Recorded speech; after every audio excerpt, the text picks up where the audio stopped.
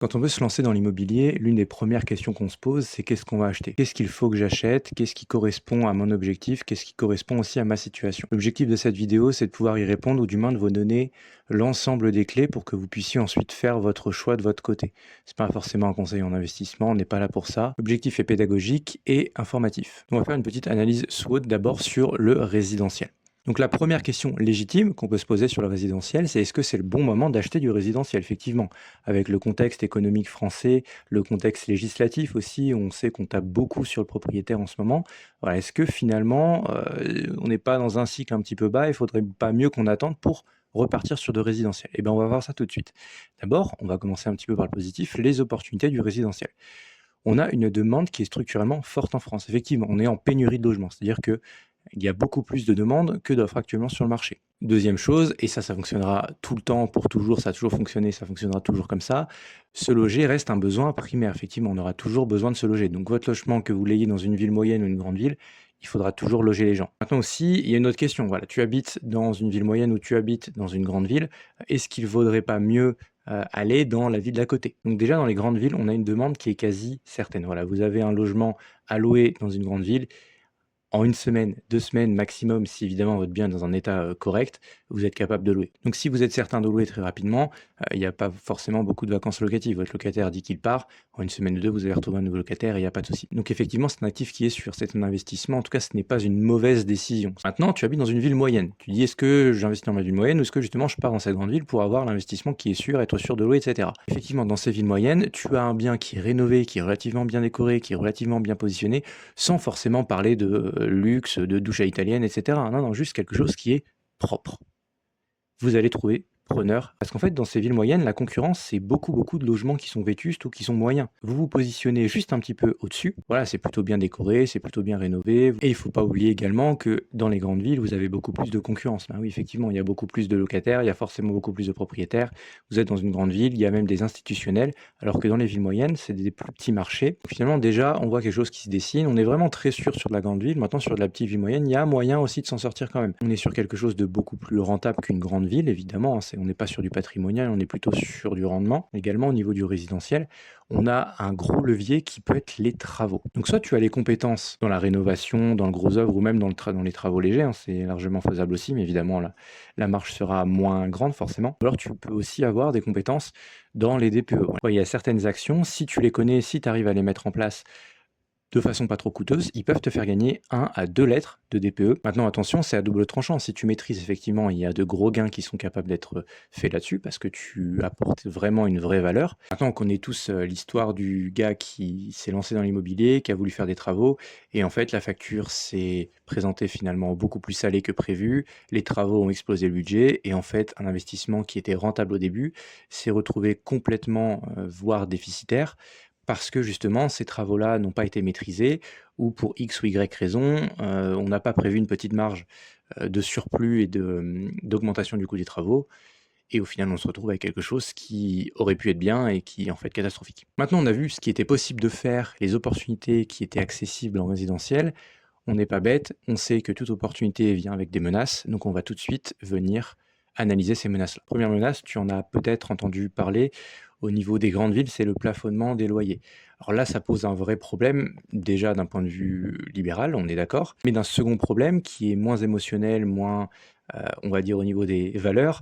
Là, il est très concret, il est très rationnel, il est très financier, c'est la suppression du levier principal du propriétaire qui est le loyer, effectivement. On vous enlève la possibilité d'augmenter vos prix. Vous vous dites dans un système entrepreneurial, dans toute entreprise, dans tout business, on vous supprime la capacité d'augmenter vos prix. Là, on sent bien que, toutes les alertes, toutes les alarmes sonnent au rouge. Soit vous mettez la clé sous la porte ou soit vous réfléchissez sérieusement à trouver une solution parce que c'est pas viable sur le long terme, on est bien d'accord. Donc soit tu pars simplement pas sur les grandes villes et tu pars sur des villes où il y a pas ce plafonnement de loyer. Après, tu te dis peut-être, oui, il y a des propriétaires qui ne respectent pas, ce plafonnement de loyer, qui en fait, font ce qu'ils veulent avec le loyer, l'augmentent et puis tant pis.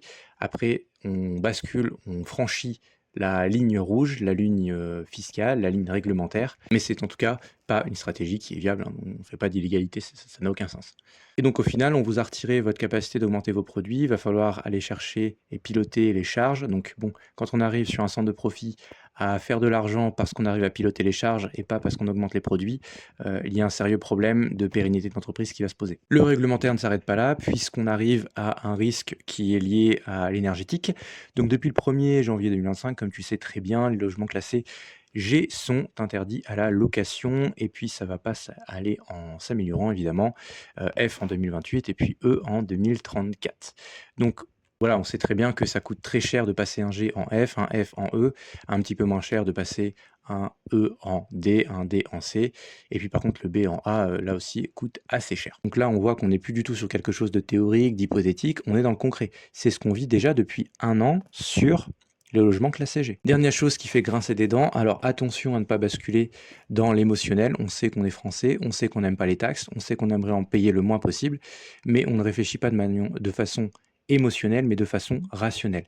La taxe foncière est une charge, c'est tout. L'objectif de l'investissement immobilier, c'est ne pas forcément de réduire ses impôts, de réduire ses taxes, de payer le moins de charges possible et de payer le moins d'impôts possible. Sinon, je vous donne la meilleure solution pour ne pas payer d'impôts en France, bah, n'investissez pas en immobilier, n'investissez pas tout court, restez pauvre. Voilà. Là, vous êtes sûr de ne pas payer d'impôts. Pourquoi je l'ai mis en menace ici? C'est parce que la taxe foncière, tout simplement parce que l'indice sur lequel est basée cette indexation, l'IRL, augmente moins vite, augmente de façon moins importante que la taxe foncière. Donc ça va venir gratter lentement ta rentabilité sur le long terme. On va avoir une érosion lente de ton investissement et de ta marge. Et le problème, c'est que cette charge, elle est non pilotable. Hein. Tu ne gères pas, c'est pas toi qui fais les calculs de la taxe foncière. Tu peux à peu près t'imaginer qu'elle va augmenter l'année prochaine, de combien tu sais pas encore, mais tu ne peux rien y faire. Dernière menace sur le résidentiel, dernier inconvénient, souvent quand tu investis dans du résidentiel, les banques, donc on est au niveau du financement, vont te demander des garanties qui sont personnelles. C'est-à-dire que la dette ne va pas être portée par une structure opaque, par une structure juridique différente de toi, différente de ton nom propre, elle va être directement portée à titre personnel sur ta capacité d'emprunt. Donc forcément, ça va impacter négativement ta capacité d'emprunt futur. Donc peut-être que le premier projet résidentiel est finançable, effectivement. Par contre, quand tu vas aller toquer à la porte à nouveau de ton banquier, de ton conseiller, il va voir ta capacité d'emprunt à 30, 35, 40 maximum, maximum, maximum. Il va dire: «Non, c'est plus possible, on ne peut plus financer tes prochains projets». Et peut-être que tu te dis aujourd'hui: «Mais c'est pas grave, moi quand j'aurai ma capacité d'emprunt personnelle qui sera, au maximum, au taquet, c'est pas grave, je passe en structure, opaque, je passe en entreprise, je passe en société et là, les portes, vont me dérouler le tapis rouge quand j'arrive et puis vont me faire un grand sourire et vont financer tous mes biens». La réalité, c'est que ça se passe, un petit peu différemment. Un bien qui est porté par une structure, juridique opaque, donc par une société pas à titre personnel, est beaucoup mieux finançable, beaucoup plus facilement finançable quand ta capacité d'emprunt à titre personnel est proche de 0 que quand tu as dépassé les plafonds ou que tu es au plafond des 35. C'est un petit peu contre-productif, c'est un petit peu contre-intuitif, pardon, mais ça l'est. Quelles sont les forces d'un investissement dans un appartement? Déjà, évidemment, vous avez un ticket d'entrée qui est quand même relativement bas. On parle d'un studio. Un studio, vous avez un maximum 35-40 mètres carrés pour les plus grands. Vous payez des mètres carrés quand vous investissez en immobilier, donc mathématiquement, plus les mètres carrés sont faibles, moins vous paierez gros à la fin. L'appartement est l'actif qui propose aujourd'hui le meilleur ratio risque-apprentissage. Effectivement, vous êtes relativement sûr aujourd'hui de louer votre studio, vous êtes relativement sûr de pouvoir le revendre aussi. Vous touchez à la fois, des investisseurs, mais pourquoi pas aussi, de jeunes actifs qui souhaitent investir, eux aussi ou acquérir en tout cas en tant que RP. Un studio ou même un T2, hein, ça peut être un T2, un T3 sur un appartement locatif, ça se fait très bien. Donc au niveau de la fiscalité, c'est assez concret, hein, on est sur du LMNP, à la rigueur, on peut passer en SCI. En tout cas, tout est finançable, tout est relativement simple. Maintenant, voilà, attention à votre ambition. Si vous avez des grosses ambitions, ça peut être aussi un ralentissement. Au niveau de la gestion locative, ben pareil, hein, vous avez un locataire, ça se passe normalement correctement quand vous avez qu'un seul locataire. Donc vous apprenez, la relation avec un locataire qui vous paie un loyer, qui vous paie pas le loyer ou, qui, vous demande, X ou Y réparation. Et puis la banque comprend parfaitement un premier investissement locatif dans un appartement, que ce soit à titre personnel, hein, vous vous dites: «Non, en fait, c'est pour ma RP», puis au final, vous louez, vous avez décidé de louer cet appartement. La banque est lésée évidemment, mais bon, ça peut se faire aussi, hein, vous avez le droit de changer d'avis à la fin. Sur des appartements comme ça, il y a quand même une liquidité élevée. Pourquoi une liquidité élevée? Et bah, parce que vous touchez 2 marchés qui sont relativement profonds, à la fois les investisseurs, donc si des studios, voilà, quand on est investisseur généralement le premier bien qu'on fait, enfin du moins la majorité des biens, que cherchent les Français, on fait un studio pour louer à des étudiants. Tout le monde sait faire ça, vous pouvez aussi avoir une grosse asymétrie d'information sur ce genre d'investisseurs, donc vous pouvez revendre très facilement votre bien. Et puis pareil, la résidence principale, c'est un T2, T3, tout le monde cherche des T2, T3 à acheter. C'est facilement revendable et donc liquide. On va faire un calcul très simple. Aujourd'hui, un investissement locatif, tout le monde est capable de faire à peu près 5 %. Voilà, tu vas voir, un agent immobilier, tu dis: «Je veux faire 5 %». «OK, très bien monsieur, madame. Ouais, voici tout ça» et puis en l'espace d'1 ou 2 mois, tu as ton investissement à 5 % de rendement. Et ce qu'il ne faut pas oublier de calculer, c'est évidemment tout ce que tu vas devoir payer face à ces 5 % et dans ces conditions actuelles, avec on est à 3-4 de taux d'intérêt déjà, tu rajoutes à ça l'assurance et cetera. J'ai mis à peu près 4 de TAEG, plus 5 là j'ai mis de vacances aléas, c'est une erreur. C'est pas vacances aléas, c'est, 5 de taux de capitalisation en fait, tout simplement. C'est, ton remboursement de capital. Ça, les 2 de frais annuellement, c'est des frais que tout le monde oublie. Mais quand vous avez les appels de travaux de l'AG qui surviennent tous les 5-10 ans parce qu'il faut remplacer l'ascenseur, parce qu'il faut remplacer la toiture, parce qu'il faut faire un ravalement de façade, et ben, en fait, lissé sur l'année, annuellement, on est à peu près à 2 du montant de la valeur du bien et de votre appartement. Donc, dans les frais, il y a évidemment la taxe foncière et cetera. Et on arrive en fait, ben, si on fait le calcul, on est quasiment déjà à 10 en fait. Il faudrait quasiment avoir un rendement à 10 pour être en autofinancement. Et là, je vous parle pas de rendement, ce que tout le monde vous vend, là, le cash flow, positif tous les mois, pour sortir un revenu de votre activité de loueur, en immobilier. Non, non, là, je vous parle juste d'un autofinancement. L'autofinancement, en fait, qui est la base de tout projet entrepreneurial. Voilà, quand vous cherchez autre chose que du 5 dans un investissement immobilier, c'est que vous faites relativement l'entrepreneuriat, hein. On reste sur une activité où on va vendre du service, on vend un logement à louer. Même si on vous dit que c'est du revenu foncier, et cetera, ça reste quand même une activité entrepreneuriale. Donc on voit finalement que 5 par rapport à 10 en fait, ça va être très compliqué d'aller chercher 5 restants pour faire de l'autofinancement, pour avoir, une entreprise qui fonctionne bien, c'est-à-dire où vous avez des flux de trésorerie qui sont juste neutre, c'est-à-dire que vous n'avez pas besoin de décaisser de l'argent tous les mois pour votre bien immobilier ou du moins décaisser votre argent, tous les ans pour payer un petit peu plus de la taxe foncière parce que votre bien s'autofinance pas. De plus, vous avez des risques liés à la copropriété. Un des risques qui est le plus sous-estimé, c'est la divergence d'intérêts. Dans une copropriété, vous n'avez pas forcément que des investisseurs, vous n'avez pas forcément que des occupants. Ou des personnes qui sont en résidence principale, en fait. Dans ces cas-là, vous avez littéralement les investisseurs qui sont là, ben, pas pour y vivre toute l'année, qui vivent pas dans la copro.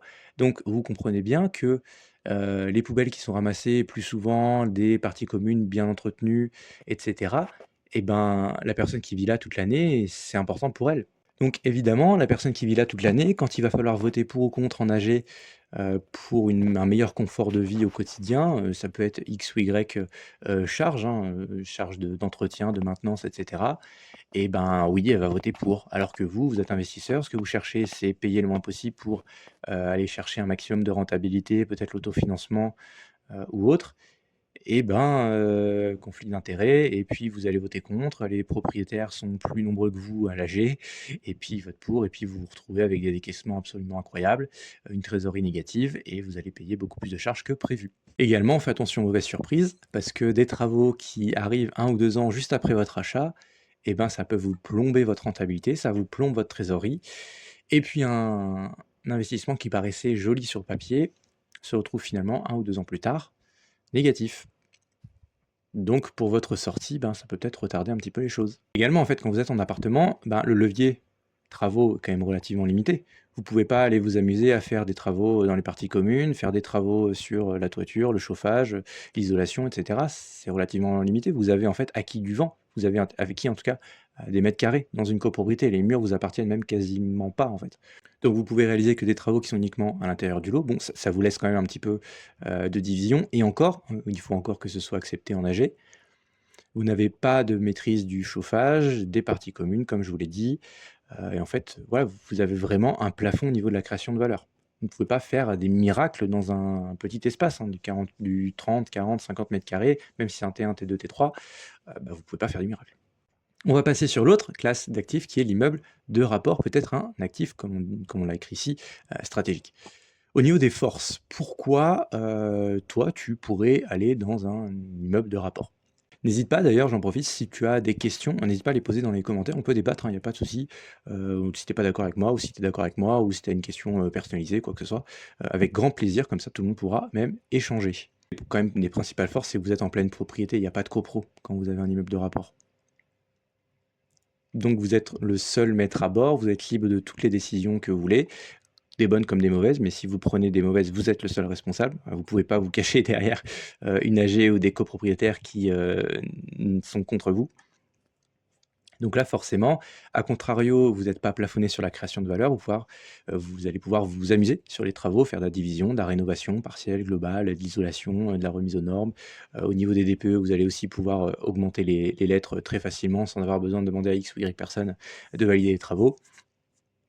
Donc évidemment, on a quand même une meilleure plus-value en fait à la fin, une plus-value latente, si vous ne vendez pas ou une plus-value à la sortie, si vous souhaitez, faire simplement un achat-revente. Également, bah, forcément de la flexibilité, voilà, vous pouvez acheter un immeuble, conserver 2 lots sur 3, revendre le seul lot, faire, de la location saisonnière dans un, faire de la location nue dans l'autre et cetera. Choisir surtout vos locataires en fait, parce que vous êtes pas obligé d'avoir, des locataires que vous n'avez pas choisis. Voilà, des colocataires dans une copropriété qui ne sont pas, heu voilà, vous n'êtes pas obligé en fait de subir, l'étudiant, du premier étage que vous n'avez pas choisi parce que c'est pas votre bien immobilier, qui fait la fête tous les soirs et du coup, bah, ça crée forcément des nuisances à votre locataire qui est au rez-de-chaussée ou au deuxième. Là, non, non, pas du tout. C'est vous qui choisissez vos locataires. Si vous ne voulez pas de bruit, vous ne voulez pas d'étudiants, vous pouvez faire qu'une location, de senior, qu'une location de profession libérale, je ne sais quoi, de CSP+. En tout cas, c'est vous qui choisissez. Donc c'est vraiment évolutif, flexible et c'est un outil qui peut évoluer avec votre stratégie. Donc dans certains cas, l'immeuble de rapport peut aussi être très, très lisible en fait. Vous avez un prévisionnel qui est très juste, qui est très bon parce que vous êtes le seul maître à bord. C'est vous qui décidez de tout, donc votre prévisionnel sera forcément beaucoup plus cohérent avec la vision que vous avez de votre actif. Avec la création de valeur ou du moins même simplement avec, une stratégie qui sera la vôtre, on va pas toutes les détailler ici, c'est pas l'objectif, mais vous allez pouvoir aller chercher justement tous ces points de pourcentage-là pour aller chercher l'autofinancement, en tout cas si c'est votre objectif. Et un autofinancement sur un immeuble de rapport, bah, ça la banque, va bien aimer, forcément. Il dit forcément l'immeuble de rapport a aussi des points négatifs. Donc déjà, premièrement, bah, il y a très peu de personnes qui vont acheter un immeuble de rapport pour vivre dans tous les appartements en même temps. Donc déjà, tu supprimes tous les personnes intéressées pour de la résidence principale, donc tout ce segment de marché, on oublie. Et puis en fait, vous avez donc un marché qui se concentre uniquement sur des investisseurs. Donc tu penses déjà, quand tu achètes, à la revente pour un investisseur. Évidemment, on parle d'immeuble de rapport, on parle de plusieurs appartements, le ticket d'entrée est forcément plus élevé. Un immeuble de rapport en dessous de 300 000 dans une ville, dans une grande ville ou une ville moyenne avec un emplacement stratégique, ça commence à être compliqué. Ensuite, évidemment, bah, vous avez des risques opérationnels qui sont supérieurs. Pourquoi? Parce que vous êtes responsable de beaucoup plus de choses. Un appartement, vous êtes responsable littéralement de ce qui se passe entre les murs de ce que vous avez acheté. Vous êtes quasiment même pas responsable des murs. Mais dans un immeuble de rapport, vous êtes responsable de tout. Des murs évidemment, mais des travaux également, de la rénovation, du gros œuvre si vous lancez dans les travaux, de la rénovation des parties communes, l'entretien des parties communes, et cetera, et cetera. Donc et on sait très bien, hein, des parties communes, propres, c'est des locataires de qualité. Si vos parties communes commencent à être complètement délabrées, ou commencent à être, insalubres, forcément vous allez avoir les locataires qui vont avec. En tout cas, pas forcément ceux que vous allez choisir, mais, vous allez vous supprimer la possibilité d'avoir des locataires de qualité si vos parties communes ne sont pas de qualité. Donc effectivement, on se rend compte que pour aller sur de l'immeuble de rapport, il faut peut-être un petit peu plus de compétences que l'actif précédent. Ou alors, vous êtes capable de déléguer correctement pour avoir moins d'inconvénients, la gestion locative et cetera. C'est vrai que j'aurais pu le mettre ici, mais forcément, plus d'appartements dit plus de gestion locative. Effectivement, vous avez 5 appartements dans un même immeuble, c'est beaucoup plus simple pour déléguer que si vous avez 5 appartements dispersés dans toute la commune ou dans toute, la ville. Si, l'appartement, ça me plaît pas, si l'immeuble de rapport, ça me plaît pas ou en tout cas, si tout ça me plaît pas, n'a pas l'air de correspondre vraiment à qui je suis, à, ce que j'ai envie de faire en immobilier, est-ce que le local commercial ne serait pas une opportunité? On a une indexation des loyers qui, cette fois-ci, n'est pas sur l'IRL, mais sur des indices qui sont beaucoup plus favorables quand même pour le bailleur. Pourquoi? Parce que ce sont des indices qui suivent l'inflation, qui sont calculés à partir de l'inflation et qui même parfois vont aller au-delà de l'inflation. Donc là, on est d'accord qu'on a une protection réelle du revenu locatif, certes, mais de notre pouvoir d'achat, et cetera, de la création et de l'enrichissement réel. Deuxièmement, effectivement, vous n'avez pas les charges, vous refacturez tout, en tout cas si les baux sont bien faits, et vous pouvez bénéficier aussi de la TVA, faire des baux avec TVA. Évidemment, plus l'emplacement est choisi, stratégique, et cetera, plus vous allez refacturer de charges, et cetera, plus c'est facile pour vous de négocier tout ça. Donc tout ce qui est charges, travaux d'aménagement et cetera sont à la charge souvent du preneur évidemment, hein, tous les gros œuvres et cetera, non, c'est à votre charge. Mais par contre pour tout ce qui est aménagement dans le local, même au niveau de la vitrine, au niveau de la devanture et cetera, le locataire peut largement faire tous ces travaux, investir des sommes, des fois, très importantes, hein. On parle de plusieurs milliers d'euros, voire de plusieurs, dizaines de milliers d'euros. Mais par contre attention, hein, c'est pas forcément tout beau tout rose. Évidemment que le locataire, il va optimiser ses travaux, ses charges et cetera, mais pour lui, voilà, il s'en fiche, d'utiliser les plus beaux matériaux possibles pour que ça tienne 99 ans. Lui, il va optimiser selon sa durée de détention. S'il sait qu'il part à la retraite dans 15 ans, bah, il va mettre des matériaux qui vont tenir 15 ans. Il va pas, vous faire cadeau des 5, 10, 20, 30 années, qui suivent, sa durée d'occupation. Si en tout cas, il connaît déjà la date à laquelle il va partir. Et également, alors gros avantage effectivement là, le problème c'est qu'on va être un petit peu trop dans l'émotionnel, parce qu'en réalité le risque d'impayé, on en fait tout un pataquès sur les réseaux sociaux. Sauf que les statistiques, le prouvent. On est, moins d'1 % en réalité, des loyers qui sont impayés et puis si on ajoute des critères sur la qualité du locataire et cetera, en réalité, on est quasiment sur, hem, des statistiques et des probabilités d'impayés qui sont très faibles. Donc c'est pas forcément qu'un critère émotionnel pour choisir ce local commercial plutôt que du résidentiel uniquement pour l'impayé, mais en tout cas, c'est toujours sympa d'avoir ce genre de choses. En tout cas, pour la négociation, le rapport de force ou même, en tout cas, pour la confiance que vous pouvez avoir en votre statut de bailleur. Vous êtes quand même beaucoup plus protégé que si vous louez à un particulier, surtout en résidence principale. L'État vous protège davantage. Les procédures sont quand même beaucoup plus rapides au niveau de l'expulsion et les démarches sont quand même assez faciles, assez simples et assez, rapides pour, faire sortir et pour expulser un preneur pardon, qui paierait pas le loyer correctement ou en tout cas à date fixée par le bail. Donc là, tu dis peut-être: «OK, le local commercial, c'est quand même assez intéressant, c'est pertinent au vu de ma situation, au vu de mes objectifs. Est-ce qu'il y a d'autres choses qui sont proposées qui pourraient aussi m'intéresser?» Effectivement, le local commercial peut apporter, de la sérénité au niveau de la gestion locative. Généralement, tu as quand même beaucoup moins de gestion locative sur un local commercial que sur un particulier. Donc beaucoup moins de gestion locative pour toi, donc tu vas pouvoir aussi te dégager du temps ou de la charge mentale pour, d'autres projets immobiliers. Également peu de finalement de travaux courants comme on disait tout à l'heure, hein, le locataire va pouvoir gérer tout l'aménagement et cetera, faire aussi ce qu'il veut parce que ça fait partie de son fonds de commerce aussi et ça va être aussi son objectif à lui de rendre l'endroit le plus accueillant, confortable, beau et cetera, adéquat à ses objectifs d'entrepreneur pour au final augmenter le plus possible son chiffre d'affaires. Maintenant attention, hein, la force d'un local commercial réside surtout dans son emplacement.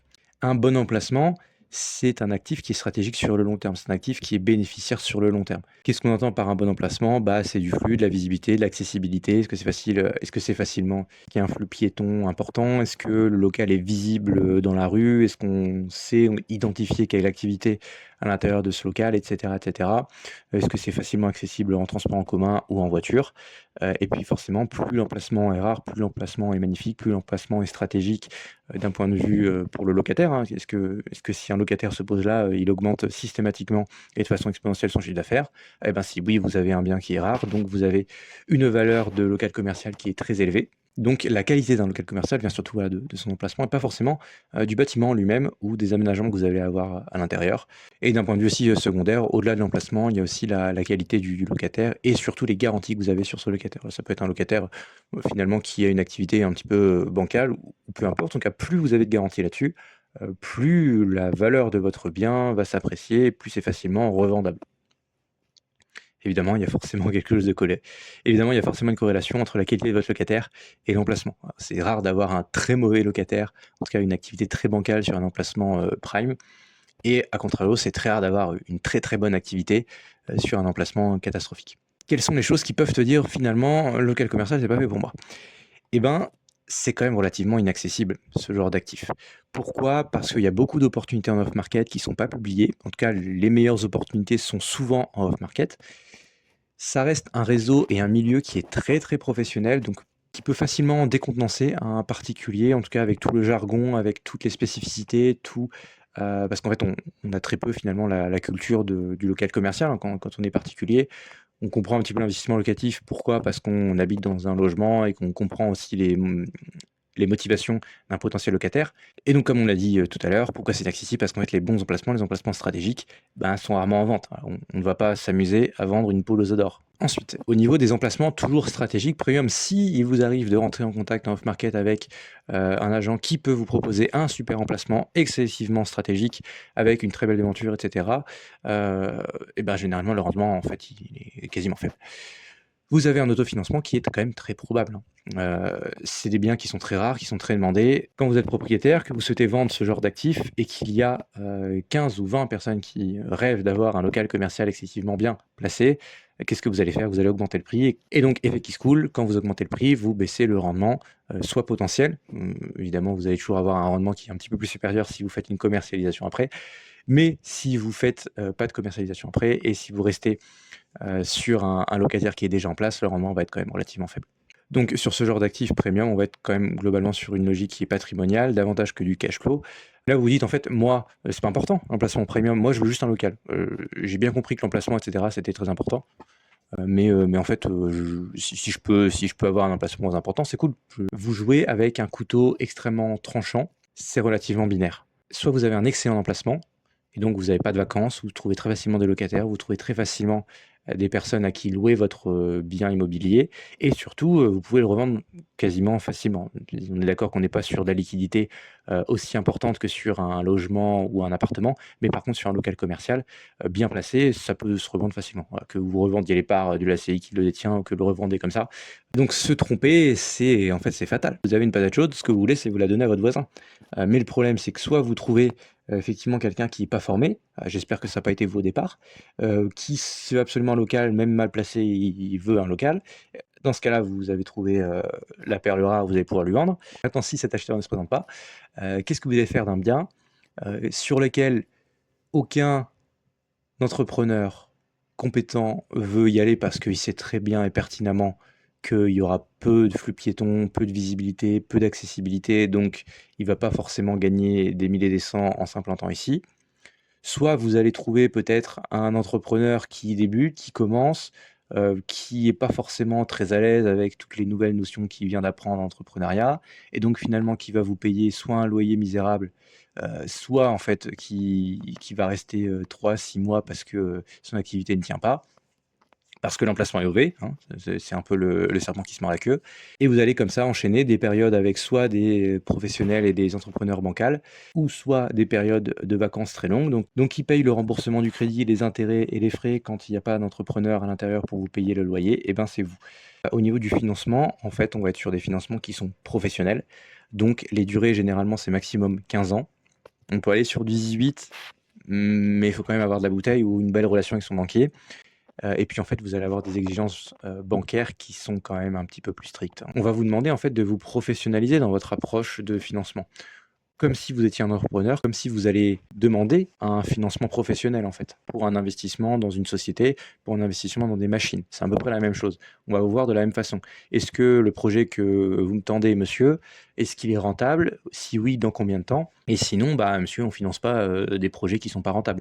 C'est relativement logique. Donc en fait, vous allez passer dans cette sphère-là. Vous allez plus être, on s'en fiche si votre projet n'est plus rentable, n'est pas rentable et déficitaire, parce que de toute façon, on prend des garanties sur vous. Ça, c'est le financement particulier. Là, vous êtes sur un financement professionnel. La garantie, certes, vous n'allez pas vous endetter à titre personnel parce que vous allez pouvoir faire passer de l'hypothèque, mais il va falloir aussi assurer d'un point de vue autofinancement, cash flow, flux de trésorerie, etc. Donc, si on peut conclure très rapidement là-dessus, on est d'accord, bon ça vous le saviez déjà, si vous êtes relativement éclairé et conscient de tout ce qui se passe en immobilier, même de façon générale en entrepreneuriat, rien n'est parfait, rien n'est miraculeux, il n'existe pas de raccourci, pas de méthode secrète. Donc comme il n'existe pas de méthode secrète, il n'existe pas d'actif parfait, parce qu'un actif ça reste un outil pour pouvoir développer son patrimoine et s'enrichir. Et donc finalement le vrai risque en fait, c'est de partir et d'acheter et d'acquérir un actif sans comprendre ses avantages, on est d'accord, mais surtout ses inconvénients, ses faiblesses et ses contraintes. On choisit davantage un projet sur ses contraintes, sur ses conséquences, avec quoi vous voulez dealer, quelles conséquences négatives vous êtes prêt à encaisser, quelles faiblesses, quels inconvénients vous êtes prêt à vivre au quotidien, plutôt que quel avantage vous voulez vivre au quotidien. Évidemment, tout le monde veut vivre les avantages d'un appartement, d'un immeuble de rapport, d'un local commercial, mais quand on commence à parler des contraintes, des conséquences, des inconvénients et des points négatifs, là, ça filtre quand même pas mal de personnes. Si vous avez des questions, n'hésitez pas en commentaire, un petit like et puis abonnez-vous.